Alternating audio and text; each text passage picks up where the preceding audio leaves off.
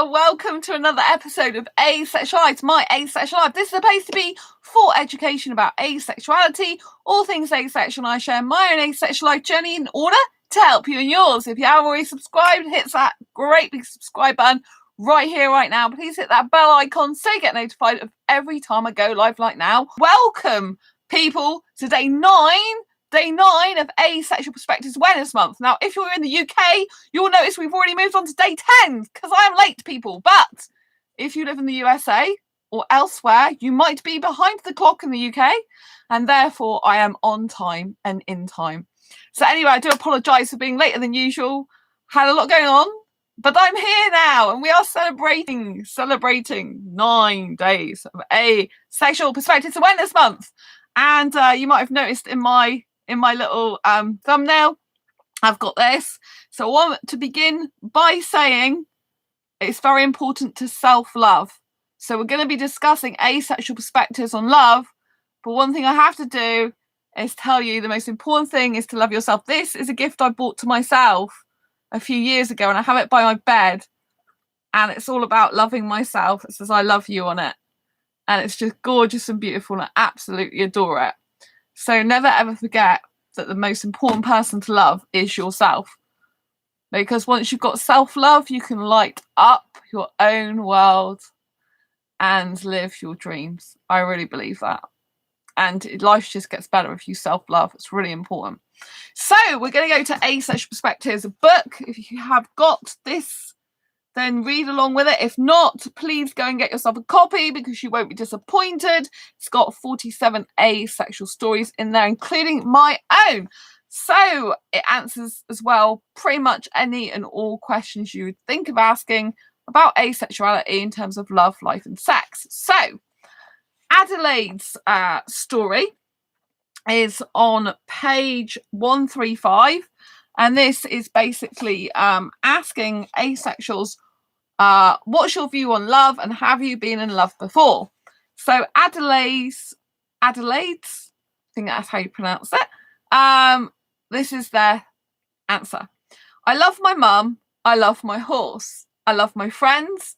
As an aromantic asexual, I have never felt romantic love, but that is not the only kind of love in the world, and it is not the only one that is worth something. So yes, with asexuals, there's many different types of asexuals. I'm a romantic asexual, heteromantic, so I'm attracted to guys romantically but not sexually. Don't experience any sexual attraction whatsoever. For me, I don't personally experience platonic attraction at all, which is kind of weird and strange for an asexual person in particular, because asexual is kind of known or maybe stereotyped into having platonic friend, close platonic love friendships, that type of thing. Like, it's kind of like, oh, you want a platonic friend type thing, right? And that's good if you are right? And that's good if you are aromantic asexual who definitely adores platonic friendship and loves that kind of thing, and for many aromantic asexuals, they get very unhappy about the world being surrounded by romance and feeling left out, and it's like, why does a relationship have to be based on sex or romance, and why does love have to be based on that? And it doesn't, right? I'm a romantic asexual, not aromantic, but I respect aromantic asexuals, those that lack romantic attraction and sexual attraction. And just like as a romantic sexual, just as I'm a romantic asexual, but there's romantic sexuals out there. Romantic sexuals believe that love and sex and romance all go together. I'm a romantic asexual. So just like the world tries to basically pitch that, oh, you've got to have love and sex and romance all go together, right? So I, as a romantic asexual, get fed up with the fact that every time a relationship might happen, people automatically think that you can't have romance without sex. So for an aromantic asexual person, someone who lacks romantic attraction and sexual attraction, they get very frustrated and unhappy at the fact that romance is associated with love, right? So you can have sex, you can have love, and you can have romance, and you can have a mixture of all three, or just two or one, right? You don't have to have them all mixed together, but you can if you choose to, or if that's your preference, or in the case of asexuals, if it's just your natural state, right? So it's very, very important to understand that sex does exist without love. Therefore, love does exist without sex. And romance is what some people experience, but not others. You can still love people without being romantic or without being sexual with them, right? There's many instances of that. What people don't seem to get is that people don't understand that people can actually be in a relationship rather than just a friendship. My foot's itching. Be in a relationship rather than just a friendship, and it not be based on romance or sex. But it's perfectly valid. I've said before on this channel, and I'll say it again, the only people who should, matter in the relationship are the people who are actually in the relationship, right? It doesn't matter what other people think. All that matters is the people that are in the relationship, and they should define it, no one else. And every type of love is just as valid, right? It's very, very important. So, So we're going to go to page 201 now and listen to Molly's story. So, actually, it's on the page 200. So, what's Molly's view on love, and have they ever been in love before? I've never fell in love. I've never fell in love. I have had passionate friendships. I love my friends a lot, but it's all platonic. Romance isn't my thing. So again, you don't have to have a relationship at all. Some aromantic asexuals, they lack romantic attraction, they lack sexual attraction, and they really don't need a relationship at all, right? Thank you for the thumbs up. Lots of love to you. But it's important to know that friendship is just as important as romantic love, and that's vice versa. Both are equally important to the people that are in those relationships or experiencing those experiences, right? Like, it's not up for people to say my type of relationship is better than your type of relationship, right? Everyone should be defining their own relationships and defining how they want those to be, not the outside world. It doesn't matter what the outside world thinks. All that matters is what the people think and feel inside the relationship. And that's the way it should be. Too many people try and get involved, and they shouldn't do. It should be the people's in its choice, right? So, Jamie James, page 206 of the book. What's your view on love? Have you been in love before? Yes, I have actually got married, had kids, and now I am on my own. My view on love is neutral. I'm not looking for love, but never say never. I guess just don't hold your breath. Laugh out loud. I think it's harder if you're asexual to find love without sex. I really do, unless you find another asexual person to have that with. Because, a lot of sexuals, they do have this innate need and desire and want to have sex, the majority of them. And it's very fundamental to a relationship to them. It's very, very important. Hello, Eddie. You arrive at the right time when I'm talking about sexuals. So to a lot of sexuals, sex is very, very important, right? But just like sex is very important to sexuals, romance is very important to romantic people, and platonic feelings are very special to people like aromantic asexuals, right? And the only people that should be defining a relationship is the people in it, no one else. It's nice to see you, Eddie. Lots of love to you. So, Fiora's story. So, what's Fiora's view on love? Page 215 if you've got the book. So, I haven't been in love, but I've been close to it with one of my best friends. Controversial. But I've begun to see that I'm not interested in romantic love. I prefer the kind of love that binds families together, the kind that friends share when they're talking late at night about everything and nothing at all. The kind of love you have with someone that allows you to sit in a room with them in complete silence. Just their presence is enough. That's the kind of love I seek. Well, this is a very interesting story because people that are in romantic relationships can still be like this. So it's very interesting that Fiora kind of separates a romantic relationship from this type of relationship. Because for me personally, if I am in a relationship with a guy, right, and when this person says they prefer the kind of love where friends share what they're talking about late at night, that's what I want in a relationship. right? I desire a romantic relationship, but I want to be talking till the early hours of the morning with my guy. I want us to be talking about anything and everything. That's actually a prerequisite of what I want. So when this person is talking about romantic love being kind of a completely different thing to this type of friendship love, you can have this type of relationship as a romantic relationship. There's no difference apart from you're probably kissing and holding hands maybe some of the time, right? And having romantic feelings. But you can still do all this in a romantic relationship. It's no different, right? So, and it says the kind of love that you have with someone that allows you to sit in a room with them in complete silence. Their presence is enough. Well, my parents can do that. My parents aren't asexual. They've been married for 52 years this year. They're not asexual, right? Hello, Dad, if you're watching this channel, because he watches it sometimes, but they can do that. I personally wouldn't really be comfortable with that because I like talking. It's just the way I am. However, when my grandma was alive, which was my dad's mum, me and my grandma would talk a loads, but we could actually be in a room together and not say anything and still like love each other in that family way. So, but that's because we kind of like talk so much that we really understood each other. And because we allowed ourselves to talk a lot, it meant that we could have the quiet times as well because we got all our words out to each other. And therefore we were more relaxed and chilled because my grandma was a talker, I'm a talker. And, once you kind of got all your words out and you feel heard and you feel understood and actually listened to, then you can kind of calm your words down because you're like, oh, I've got all my words out now. I've got everything I needed to say out. Now I can just chill out. Do you know what I mean? So me and my grandma were quite unique like that. Like she's always in my heart. She's not been here since 2014 on this planet Earth. But, I got on so well with her. I don't usually talk about her much on my channel. But,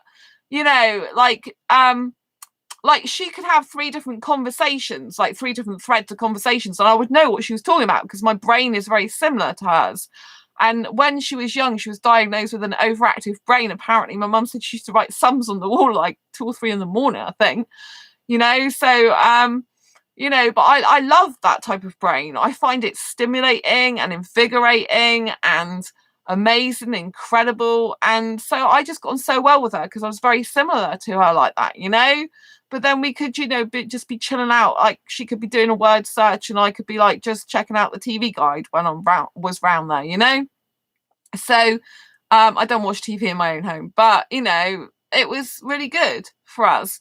So, in a relationship, I want what Fiora wants, but in a romantic relationship, right? It's like I said, it's very interesting. She separates she separates that type of love. Like she doesn't see that as a romantic love thing. Maja is forging. Oh, hello. Lots of love. I don't think I've seen you for a while. I think I've seen you before in the past, but not for a while. Nice to see you. Lots of love. So this is what I said. To me, this is kind of crazy when it's kind of like they're separate. They don't see that as what you could do in a romantic relationship as well. But that's why this book's so good. This book I'm reading, Asexual Perspectives, right? Because it is different perspectives. But for me, I want the same type of thing a lot as Fiora wants in her story. But in a romantic relationship, I want the like talking to late at night about anything and everything. That's something I really need in a relationship because I like intelligence, right? And for me, intelligence means a guy who can hold a stimulating, intelligent conversation, as in he can talk about anything and everything. There's nothing off limits, right? And to me, that's intelligence. And obviously, I like website design. I find that very intelligent. I find that very attractive in a guy if he can code website, which is kind of crazy because not many people are the same like that as me. I find other things attractive that people don't usually, Business, I'm a business girl, so I find that very attractive, talking about business stuff. And, I just love that type of relationship where you're talking about anything and everything. You're each other's best friends. But I want that in a romantic relationship, not separately. Like, I don't separate that stuff. That's part of what I want, right? So anyway, getting back to the stories in here. David, what's your view on love? Have you been in love before? So this is David's story on page 250 if you've got the printed copy.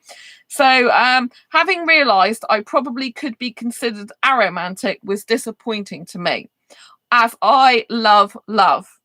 I'm all for romance in general and love to see 2 people who are right for each other enjoy all that it brings. despite knowing that I won't ever be the one who turns up on a doorstep with a bunch of flowers. When I was younger, I thought I had been in love. I believed I would be in love, but I think it would be more accurate to say that I fall in affection. If I like someone, the goal for me is to make them happy. If I can get them to smile, then that is like hearing I love you. And it's enough for me. Love needs to be reciprocated.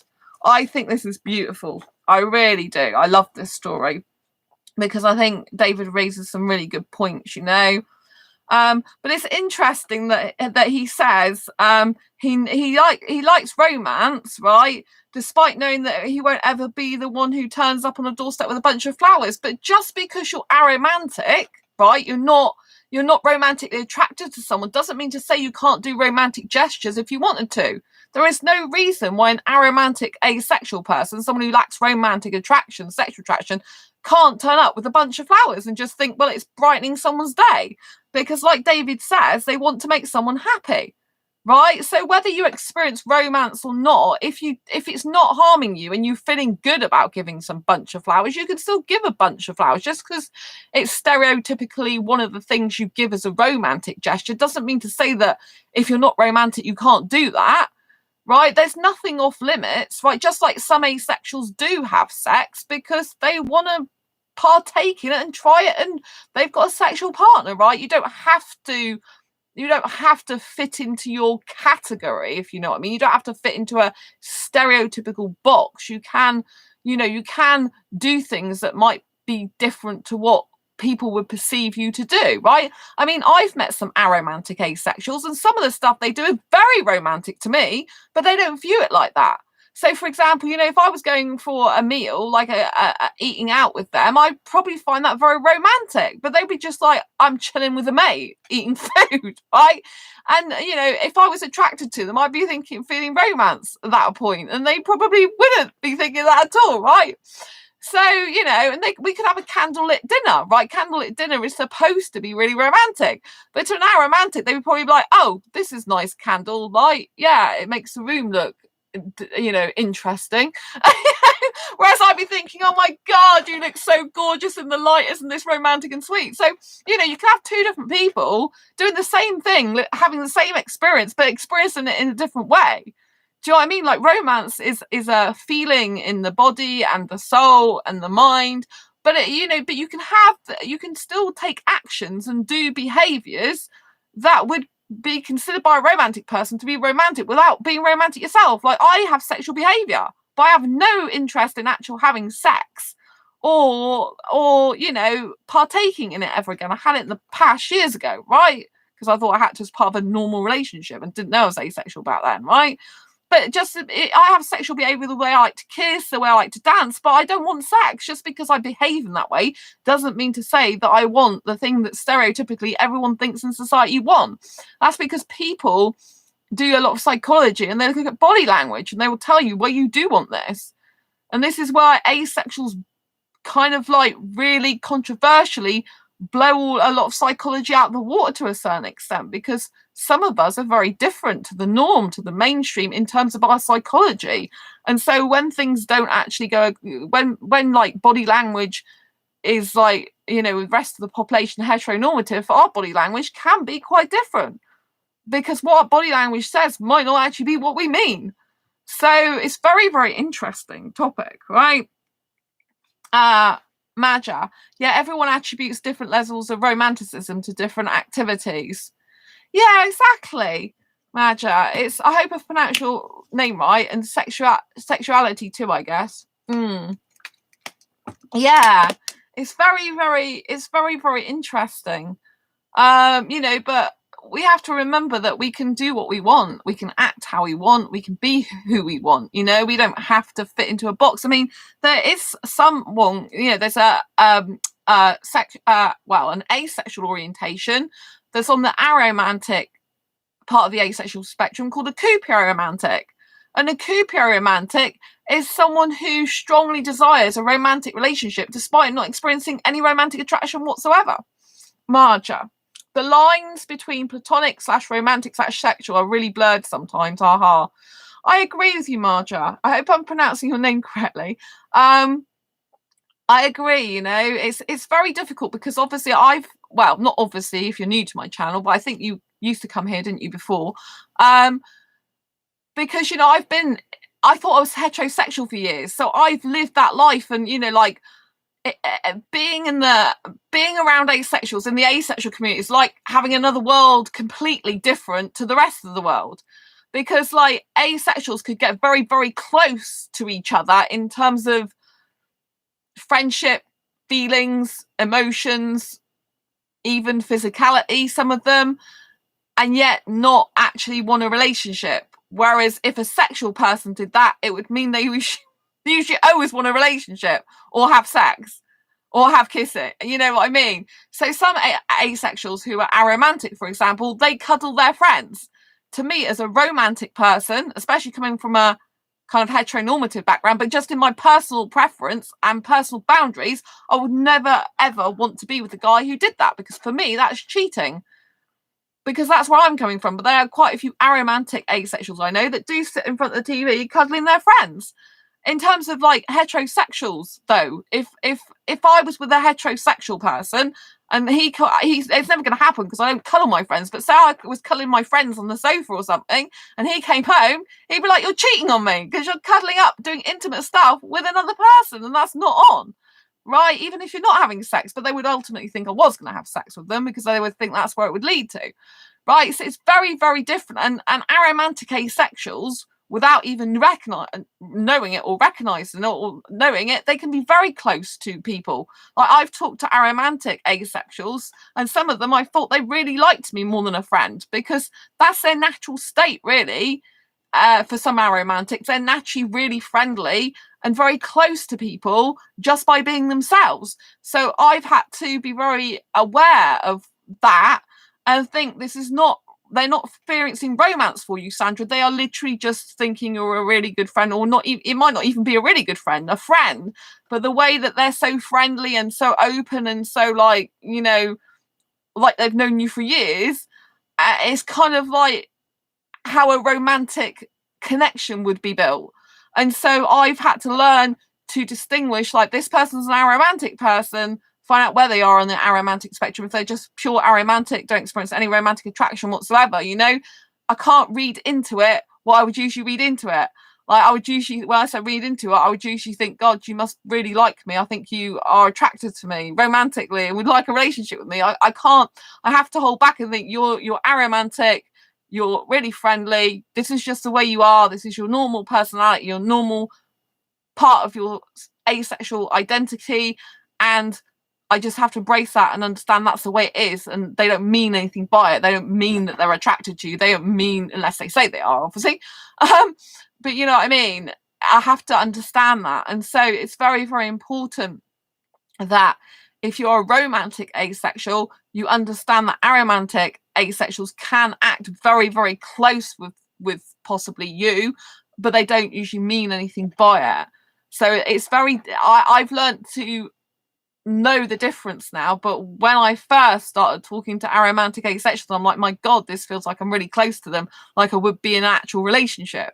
Because the best type of relationships are based on deepest ever friendship, and aromantic asexuals can be very, very good at forming deep connections, because they automatically connect with friends because there's no sexual attraction there, there's no romantic attraction there, there's like no barriers to actually being really close to the person, if you understand what I mean.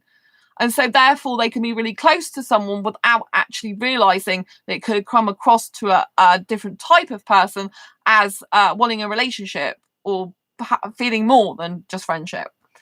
Marja, spot on. I'm glad that's spot on. I feel like a queer asexual person. My friendships are definitely more intimate and close knit. I'm glad you're on this chat at this time. I'm spot on. It's good that I can perceive that as a romantic asexual. I can still perceive what it's like. Yeah. I mean, I feel a lot of aromantic asexuals are really intimate with their friends, and for me, as a romantic person, like as just a friend to an aromantic asexual, it's fine. But personally, I couldn't be in a relationship with someone if they were cuddling their friends, because, like I said, it's just, to me, it's a boundary that I have that I wouldn't want to be crossed. And also not necessarily work out anyway if someone's aromantic and I'm a hyper romantic. I mean, I'm like the opposite extreme. So that probably wouldn't work out. I mean, it might work out with a demi-romantic if they're really, really full-on romantic after they experience a deep emotional connection. But obviously I couldn't be with an aromantic that was going around cuddling their friends. So if that's, if they do that, I would just say that's fine. I can be with them. I wouldn't stop them doing that. I would just not be that my type of person to be in a relationship with. I'd never try and change someone. Like, was a guy who connected with me on asexuality.com, for example. He was part Indian, actually, and part Afghanistan. Really nice person, lovely person. And he originally was over in the UK, so he might have been coming back. But I asked him a question, do you cuddle your friends? Because I wanted to know, and I like to know as much as possible before I consider getting into a relationship with someone. And he said, yeah, I do. And I'm just like, oh, that's great for you. Just that I personally couldn't be in a relationship with that type of guy. And that's basically, I think, the last conversation I ever had with him, because, we're not compatible. It's a shame because he was a look I liked. I did get on well when I spoke to him, but, he's not even in this country anyway. And I really want someone in the UK. I don't really want someone abroad, especially not after my recent experience. I don't want someone abroad again. But yeah, so it's very interesting. Right. So we're going on to Callie's story now. We are on page 274. 274. So what's your view on love? Have you been in love before? Callie, I've never been in love before, but I think it's one of the most beautiful things in the world. Love, pure love, is a precious gift and deserves to be sheltered in a relationship that all involved parties work to protect.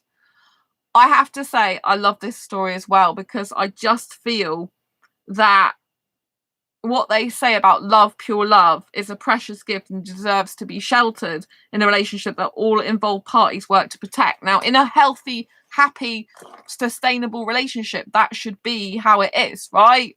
If you are in a relationship, then you should be working hard to protect that pure love, to shelter it, to, I say, hold the other person's heart in your hands and keep it safe. When you are in a deep, committed, loving, healthy, happy relationship, you want the best for that person, and you want to be able to have their heart in your hand and embrace it and look after it. Obviously, they've still got it in themselves because, self-love and, but what I'm saying is they're trusting you with their heart. They're trusting you with their love. And love is the most precious gift you can give to someone, times the other precious gift, right? Because we can never get time back. But love is the most precious gift you can give someone, right? And people should be cherishing it, In a healthy relationship, that is what would happen. They would cherish each other's hearts. They would foster security and stability. And they would, be looking to a future together and having goals, ambitions, and dreams. And love, pure love, is really what I believe asexual love is, right? I think it's the most purest form of love you can ever get. And I just love that. I love the fact, obviously there's different types of asexuals. There are some that are great asexual and do experience sexual attraction. But if we're talking about those that predominantly don't, love without sexual attraction, without sex, is absolutely incredible, right? Because it's like you can see the person right in front of you. You can see their heart. There's no barriers, there's no sexual barriers, there's no sexual tension, there's no sexual energy. And for me personally, I feel I can connect more. I personally can connect more with asexuals in a deep emotional connection way than I can with sexuals usually, because with sexuals, the sexual guys I know, there's like a barrier up. It's like they've got a wall around them and you can't get through it. And it's really, I feel it's because they've got they're sexual, right? And they've kind of got this sexual energy about them. And it's kind of like a force field that keeps out pure love or something. If you know what I mean. I'm trying to make an analogy to try and explain what it's like, But I just feel that it's kind of like a barrier. You can't really break through it. It's kind of like a shield around them. And it's like, well, you don't want to break through it anyway, do you? If you don't want sex and they do, it's better to just be friends with them and not get too emotionally involved with them, because if you do, then obviously you could get hurt a lot more. So it has its benefits, I guess. But yes, I do think you should cherish love forever. And if you do find another asexual person to have a relationship with, whether that's platonic or, career platonic relationship, or whether that's like house share, or whether that's a romantic relationship, I think, you should cherish that, because if you get on that well with the person and you see a future together with you and them, then why not, like take the leap of faith and actually cherish that precious relationship and grow it like beautiful flowers and water it daily and, talk to it. You know what I mean? Yeah, love is supposed to be grown together, as well as two people growing separately, but together in time, So when you're in a healthy relationship, you both have your own friends, do your own thing, but you'd both and you'd be growing as individuals, like personal and professional development. You'd be reflecting, growing yourself, but you'd also be growing together. You'd have goals, ambitions, and dreams together. You'd be spending quality time together, like factoring time out together in your schedule and stuff like that. And you'd be embracing, the fact that someone else has trusted you with their heart, and you'd be taking care of it. You should be cherishing it, looking after it, loving it, as well as taking care of your own heart, right? You kind of got two hearts to look after. But it's, I do think asexual love's beautiful. I haven't got like a person, I am single, but I just know it's beautiful. I have asexual friends that are with asexuals in the loving, caring, committed relationships, and it's absolutely gorgeous. They've never been happier, right? So, and I've experienced kind of something like that, but just not actually in a relationship as such. But yeah, so I just think it's really nice. And I look forward to eventually find the right guy in the future, but I'm concentrating on my career and stuff at the moment.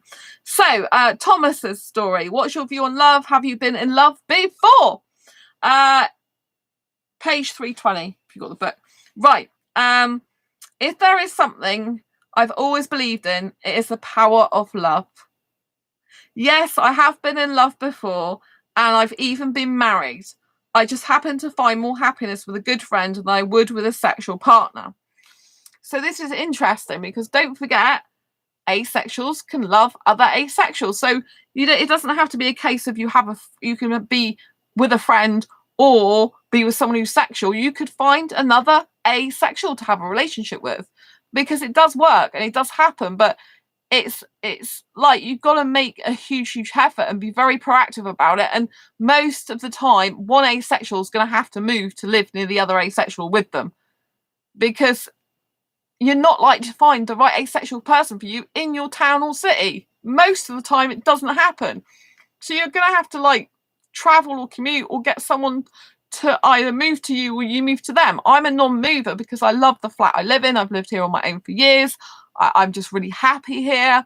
So I don't want that to change, because a relationship should make you, keep you as happy as you keep yourself, or make it you happier, not take anything away from you or life for you. So if it doesn't make you happy and it's going to give you anything less than you deserve, then it's no good, is it? It's very difficult to find someone for a relationship. Like I said, I'm not actually looking anymore at the moment.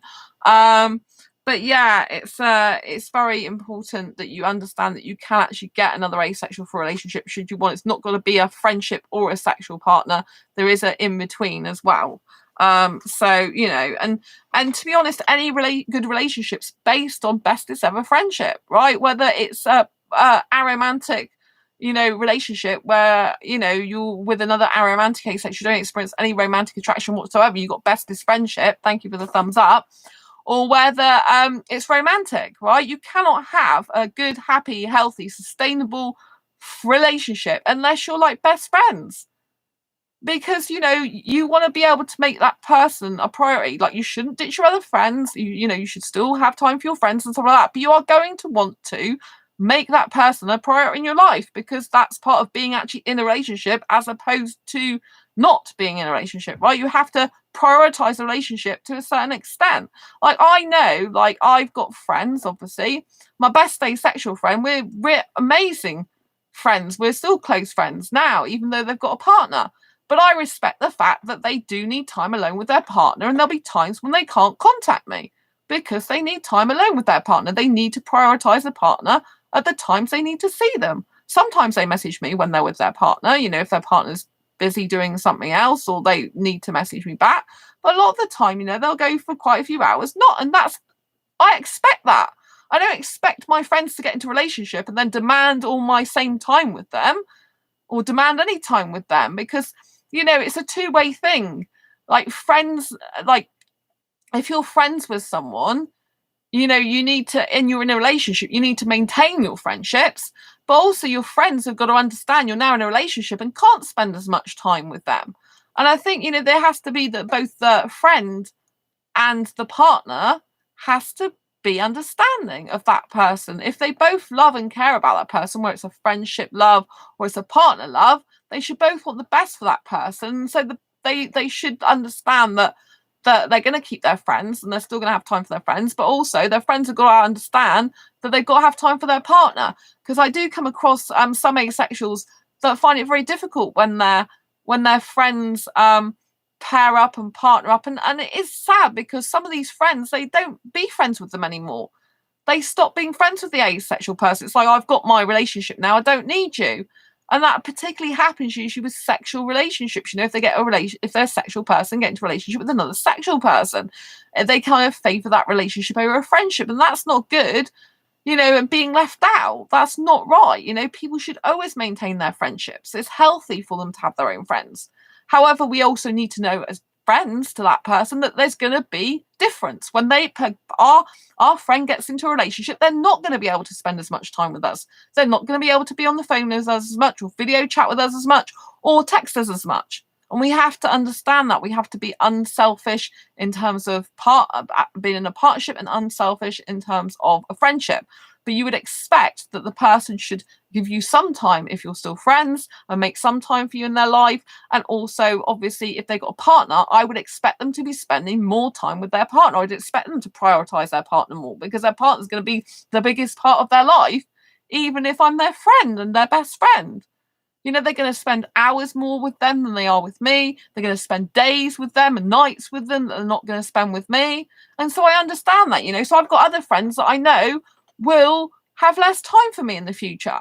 And what do you do if you're in that situation? You have to make more friends, basically, or learn to be on your own more and learn to self-date and spend more time with yourself, right? But you have to understand this is life, people, and we have to make sure that we love our friends enough to be able to enable them to also have loving, committed partnerships, relationships, as well as spending time with us. But something I'll never do is I'll never give up my friends to be in a relationship. You should never do that, because that isn't healthy, right?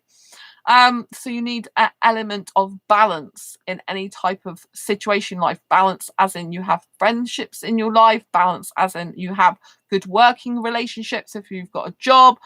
Balance, as in have good time with your partner, right? I mean, with my best friend, they Skype me usually once every week, and that's our time together, right? But there are occasions when their partner does need them at short notice. Something's different happened that week, something's gone on, very rarely, but I understand that, right? If they have to change their time and day with me, they don't do it all the time. Obviously, if someone's doing it all the time, it would be good. But if they just change it once in a blue moon because they need to see their partner, or maybe they've got an event coming up or something, then we'll just change the time and date, right? You have to be a bit flexible, and understanding in life. This is where friendships and relationships can work in harmony together, right?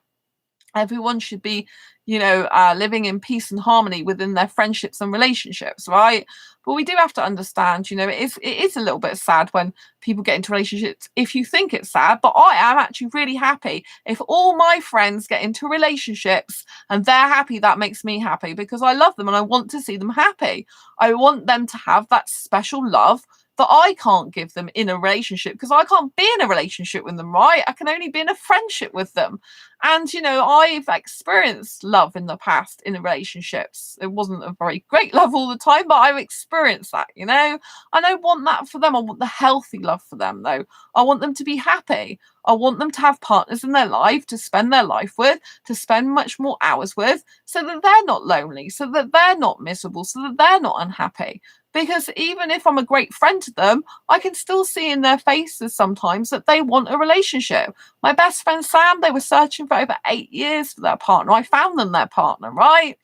And so, that's a long time. And I knew that they weren't as happy as they could be, because they longed for that special someone who understood them and they had a deep connection with, like no other, in terms of an actual relationship. I've got a deep connection friendship-wise with them.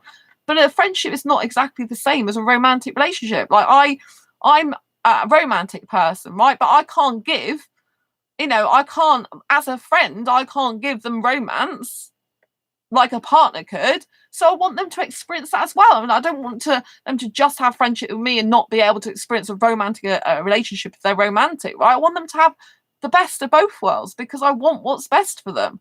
So when you are thinking about friendships and romantic relationships, they should always be balanced and they should always be understanding that, you're going to have to give up some of your expectations of that person being able to see you as much or spend as much time with you, because they're not going to be able to when they get a partner. But at the same time, the partner, if you've got a really good friend, they shouldn't ditch you for their relationship, which is what, well, even me in the past, when I was in the heterosexual world, living a heterosexual life, not realizing I wasn't, even I had some strange things. I prioritized a romantic relationship, and and unfortunately, I had an unhealthy relationship that led to him, not allowing me to see any of my friends in one of the relationships, and that was really bad. But he could see his friends, so that's not good. You don't want something like that, right? You want, both to have your own friends and both to be happy together to prioritize the relationship at the same time,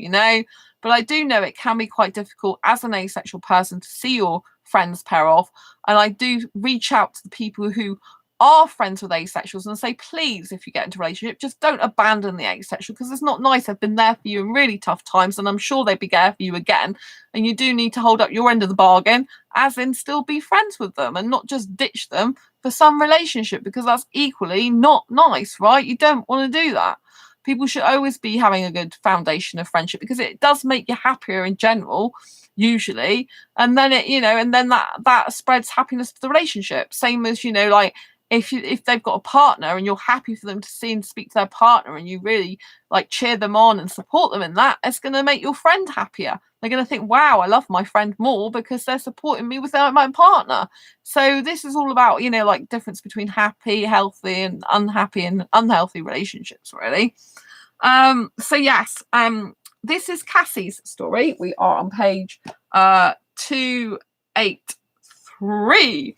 So what's Cassie's view on love, and have they been in love before? I believe there are many different kinds or facets of love. I firmly believe in parental love and the love children feel for their parents, the love between friends, and in a way, romantic love. I do, however, think that people too often mistake infatuation for love. I believe love to be a feeling you work on, one that exists in addition to you, without making you completely blind to another person's faults. I have never been in love. So this is very, very interesting that they kind of know what love is, but have never been in love before. It's very interesting, this, isn't it? But, I have to say, sadly, guys do get infatuated with me and they don't actually love me. And that's kind of a big problem I've noticed with me. So I've had a few guys in my lifetime who've got really excited and wanted to be in a relationship with me really quickly, and they've got they're like, everything's been like fireworks, magical, and that wears off really quickly. But I've discovered, because I had an in-depth conversation with a friend, actually, I've discovered that apparently I'm so exciting to be, this is kind of why I got the gist of this. So I'm so exciting to be with initially, and so they love my personality so much, and they get quite excited that they're with me, and they can't believe it. And then they're like, oh yeah, the reality setting, I like Sandra, but I don't want to be in a relationship with her. And so it kind of is infatuation where they're kind of really after me and really into me, and then all of a sudden they're just not. And that is really sad for me, I have to say, because it's kind of because I'm a hyper romantic, I develop feelings of romance very quickly. I can develop different types of attractions quickly, friends, which is annoying. And and if I have love feelings, they are usually genuine love feelings, right? Even if they're quick. And so, if I end up with love feelings for someone, that's it. There is no I'm infatuated, because I don't get infatuated. I don't have crushes as a hyper romantic, heteromantic, asexual that doesn't experience any platonic attraction. I don't get crushes. I don't fantasize. I kind of I want the reality all the time. And the thing is, though, is when you first get to know someone and you're not really knowing them, it kind of like isn't reality as such, because they're not portraying the true them to you.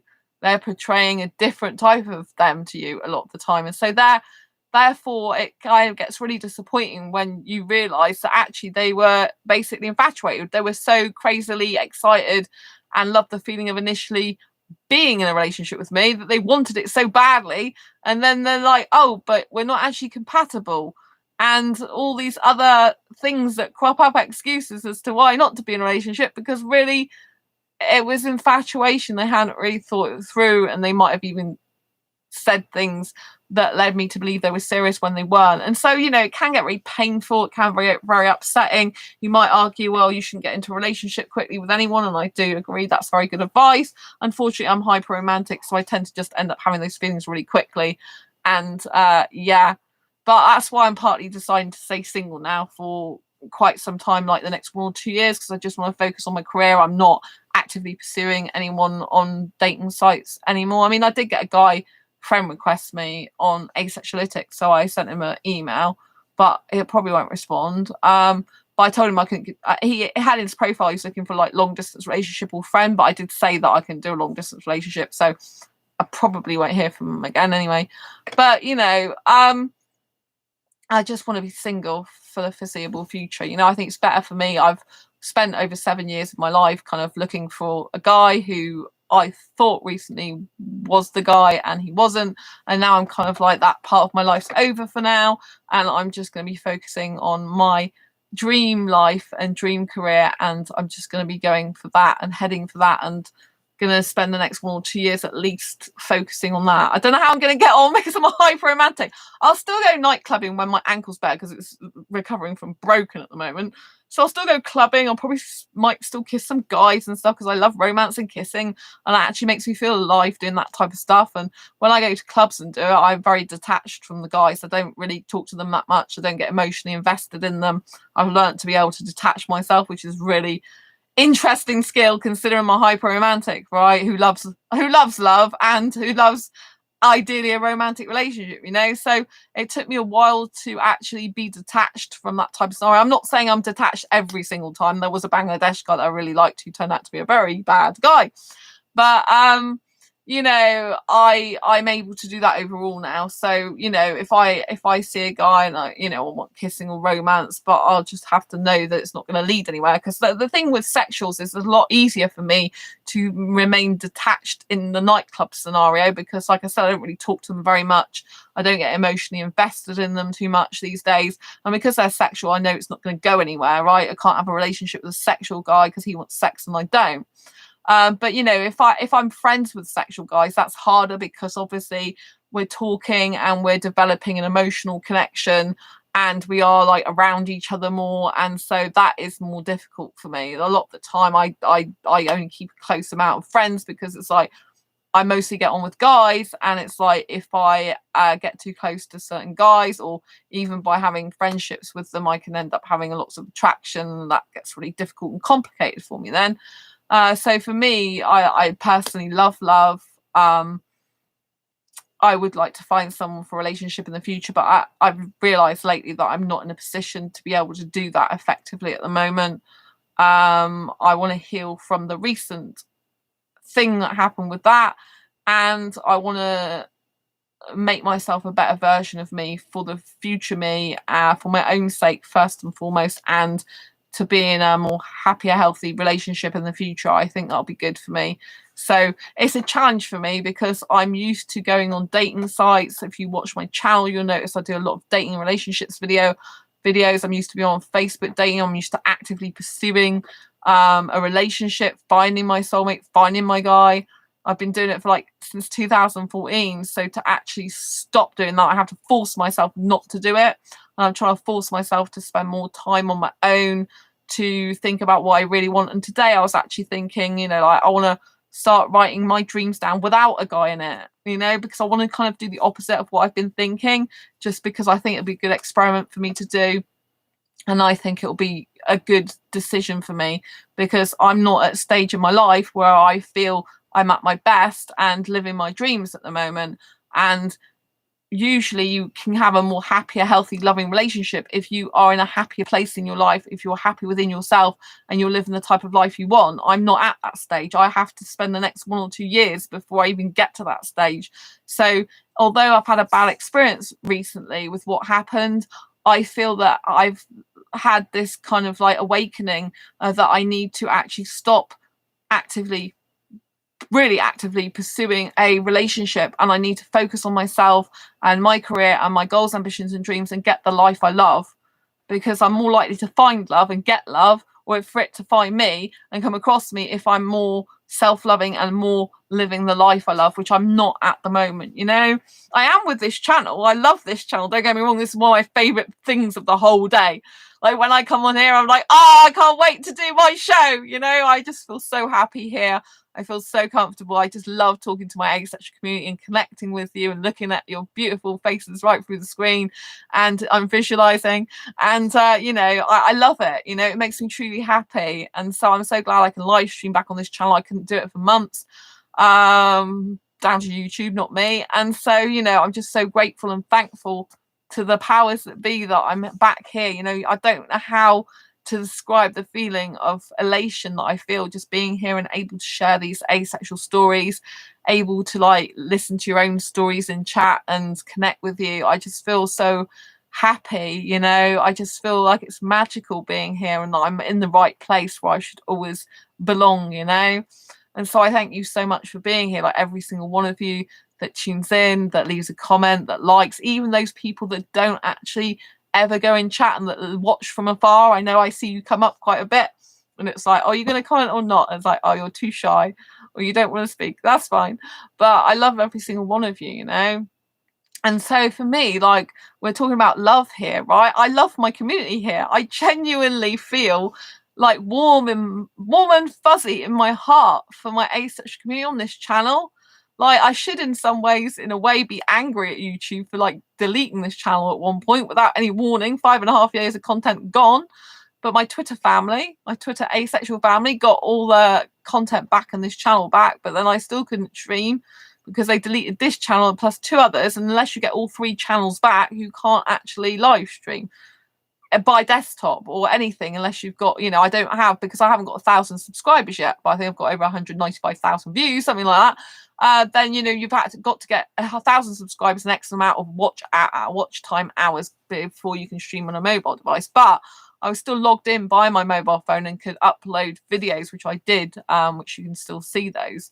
But, you know, so I do have a lot of love that I give out to people that has got nothing to do with family, nothing to do with friends in person as such, although some of my friends watch this channel.